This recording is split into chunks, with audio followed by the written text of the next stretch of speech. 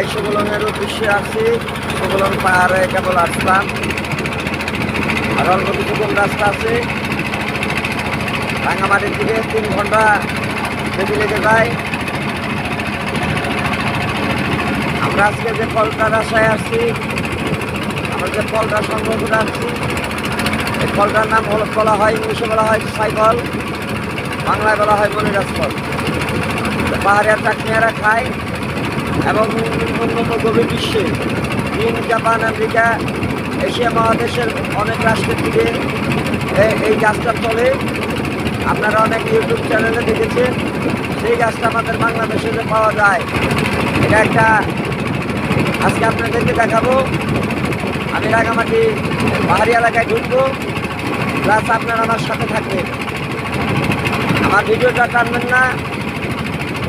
জীবন অনেক টাকা পয়সা তো খরচ করেছেন আপনারা, আমার এই ভিডিওটা দেখবেন। আমি টাকা খরচ করে ঢাকার থেকে এই জায়গায় আসি বিগত আজকে 30 বছর। এই 30 বছর আসা যাওয়ায় আমি বাল্য জীবন থেকে আমি আমার বাবার হাত ধরে পাহাড়ি এলাকায় ভিতরে আমি আসি। এই গাছগুলো সংগ্রহ করে থাকি, আর এই শরবতগুলো মানুষকে খাওয়াতে থাকি। আমার শরবতে পাবেন 32 টাইপের। এইটাই সেই কালামপুর বাজার মামার শরবত। তোর হয় কি দিয়ে একটু লক্ষ্য করবেন, একটু ফলো দেবেন, লাইক করবেন, শেয়ার করবেন, আরও 10 জনকে দেখার জন্য সুযোগ করে দেবেন। এখনও পৃথিবী সত্য, প্রাণ সত্য, গঙ্গার ঘাস সত্য। সেই হিসাবে আমরা জীবন বাজি রেখে আমরা এই পাহাড়ি এলাকার ভিতরে আমরা ঢুকি।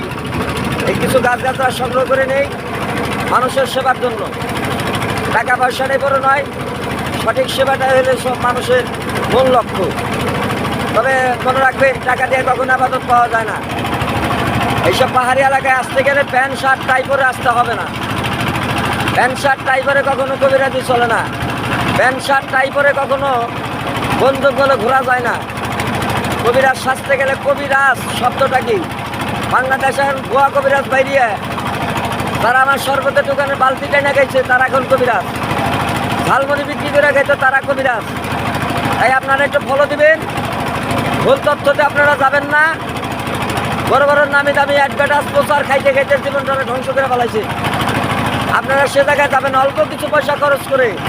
মানুষের চিকিৎসা হয়, লক্ষ লক্ষ টাকা লাগে না, হাজার হাজার টাকা লাগে না। তবে আমার দোকানে আসবেন, আমার মামা শরবতটা ব্যবহার করবেন, জটিল জটিল রোগ থেকে বিরত থাকবেন। এটা আমার কাম্য। আর আমি এই কাজগুলো করে থাকি আমার জন্মলগ্ন থেকে। তবে একটু লক্ষ্য রাখেন, এইসব পাহাড়ি এলাকার থেকে আমি ট্রলার দিয়ে ঘুরে ঘুরে বিভিন্ন পাহাড়ি জঙ্গল থেকে আমি এই গাছগুলো সংগ্রহ করে নেই বাবা। তবে লক্ষ্য, আমার নামে সে মাসুদ কবিরাজ। লক্ষ্য রাখবেন, দাদা এই ব্যবসা করে গেছে, বাবা এই ব্যবসা করে গেছে। বর্তমানে আমি করতেছি কালামপুর বাজার। দুর্নাম ছাড়া আমাদের কোনো দুর্নাম নাই, পরিশ্রম করে টাকা কামাই। তবে লক্ষ্য রাখেন, আমি গরিব মানুষ, আমি ধনী লোক নয়। আমার দোকানে আপনাদের দাওয়াত রইল, আপনারা আসবেন কালামপুর বাজার, ধামরাই, ঢাকা।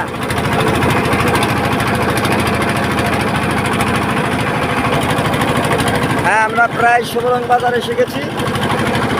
এখন আমরা বাজার থেকে নামবো। তবে একটু আমার ভিডিওটা টানবেন না, আমার ভিডিওটা আপনারা দেখবেন।